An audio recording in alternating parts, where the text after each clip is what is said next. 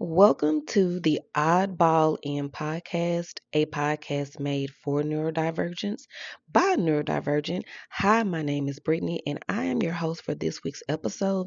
And I want to talk to you about my personal experience with rejection sensitive dysphoria, aka RSD.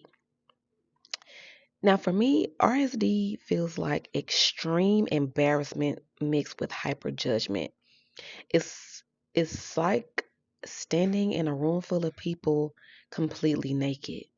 And the worst part isn't even what others are thinking, it's the flood of self-deprecating thoughts that hit all at once. In moments of RSD, the thoughts that run through my mind should honestly be considered a hate crime. And yet, here we are. So, a definition of rejection sensitive dysphoria is an intense, overwhelming emotional pain triggered by real or perceived rejection, criticism, or failure. And this is a very common experience that many autistic, ADHD, and ADHD humans have. Now, of course, I am not a clinical expert. I am just a neurodivergent woman on the internet sharing her experiences and what she has learned and has thought about many, many, many days and many moons. Okay. But let's just jump off into it. Now, let me get something clear. And I think that this is something that may not be a shared experience with neurodivergence. But for me, I don't mind being observed. In fact, I enjoy being seen. I am an astrological girly, and in my natal chart, I have many personal planets in the sign of Leo. Okay, so I am big and theatrical and expressive. I have tendencies to self-express both visually and verbally. But this is the trigger, this is the kick, this is the difference.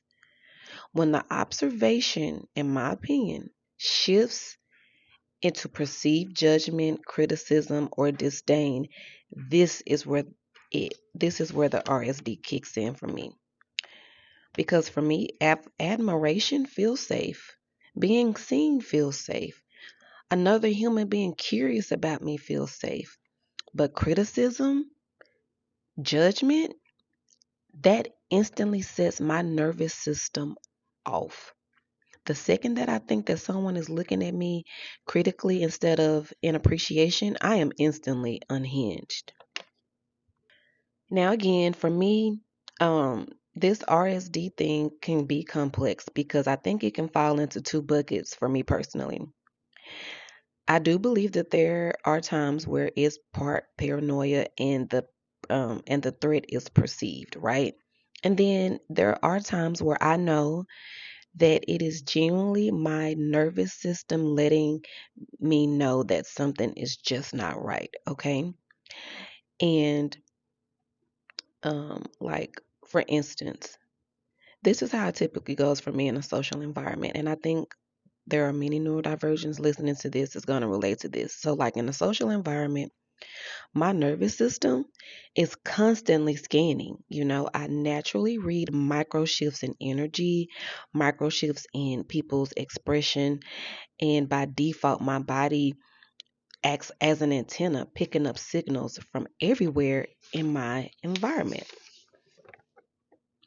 So for me, with this complexity that I have experienced over the years, the real challenge becomes, when is my nervous system sounding the alarm? Is it because it's actually a real threat, or is it a perceived threat? And this is my daily work in kind of not allowing my nervous system to literally catapult me into the stratosphere of fight or flight when it comes to rejection sensitive dysphoria. I want to take you down storytime lane where I have a vivid memory of RSD. Okay? Walk with me, talk with me. So I'm going to set the scene. I attended At the time, I was attending a church, and we had organized a a celebration of the leader of the church. The leader was going to be celebrating 80 years of life and 50 years of ministry. The event was black tie. And, the night of the event, I showed up and I thought that I was a bum.com, hair laid, outfit laid. I had worn a chocolate brown cashmere V-neck sweater with a cream and brown pleated skirt from one of my favorite retailers. I had on my Steve Madden faux snakeskin pumps that had a gold heel. I mean, my hair was laid down, okay, in a very formal style, okay. Before I walked into that ballroom, I felt amazing. I felt beautiful. And then I walk into the ballroom, y'all, and I began looking around to how other attendees were dressed, and I realized I was well underdressed. And this is where the internal collapse came flooding in. I felt sudden shame. I instantly felt out of place. I felt like everyone was judging me because I did not meet the standard of black tie attire. The noise in my head became extremely loud, where it was a distraction from me actually being present and enjoying a night for a night of celebration, you know, a night of significant life milestone for someone that I personally admired and appreciated. My intrusive thoughts were the front leaders this night, not the event itself. I remember this like yesterday. The immense shame that flooded my body from the top of my head to the soles of my feet. It is the most debilitating feeling that a person could have. Now, I want to take you down even further um, to kind of talk about what I think that some of these deeper roots of my RSD comes from. Now, I do wonder, and I feel like that even without, for the lack of a better term, childhood trauma, that this experience of RSD would still be prevalent in my life because it is a part of the experience of a neurodivergent person, right? I do feel that there are some key things that I experienced in childhood that might have exacerbated or intensified my response to RSD. You know, now, um, one thing is my RSD can just be triggered from some type of personal insecurity in that moment that is tied to something that I deeply value, like my intelligence, my personal appearance, etc.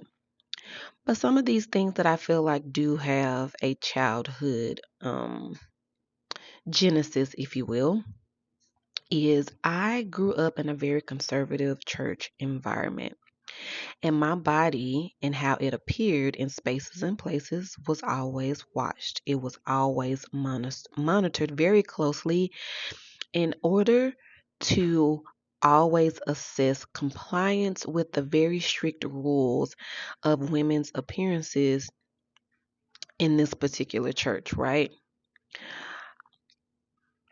Mm, it was always a thing for me to be presented in a quote unquote proper or appropriate way, right? On how my clothes adhere to my body, how long my skirt was, and my body could absolutely be perceived as inappropriate depending on these things, right? And that did create a insecurity, a self-consciousness, right? Of am I presenting myself in the way that is appropriate for me as a girl, as a woman in said environment. right? And the only place that I was able to completely unmask this unreasonable expectation was in my own personal bedroom, right? And I know that this led to me being hyper aware of how my body was being interpreted in spaces or places. Now, again, I am wholeheartedly on the bandwagon of RSD would be an experience that I would have if I had the perfect childhood, if I had the perfect upbringing. But because life isn't perfect, right? And life is full of challenges, I was introduced to certain things that really highlighted and intensified some of my RSD experiences and some of the insecurities and subconscious things that I internalized as a little girl that carried on into adulthood. What makes it even more interesting for me is that at my core, naturally, like straight out of the womb with my natural unadulterated expression, my energy is sensual. I embody all of that, right? And I actually love my feminine body. I always have. I just think that the feminine vessel is beautiful and amazing and powerful. And I've always was proud to be a woman, right? But however, I was trained to feel like that my body was something that didn't belong to me, that my body needed to be managed. And so there was a public perception um, that came tied to my own self acceptance. And, to be frank, a lot of this monitoring of and, the appropriateness of how I showed up in my feminine vessel, a lot of this was monitored by women. Okay. And that's a whole nother subject for a whole nother day.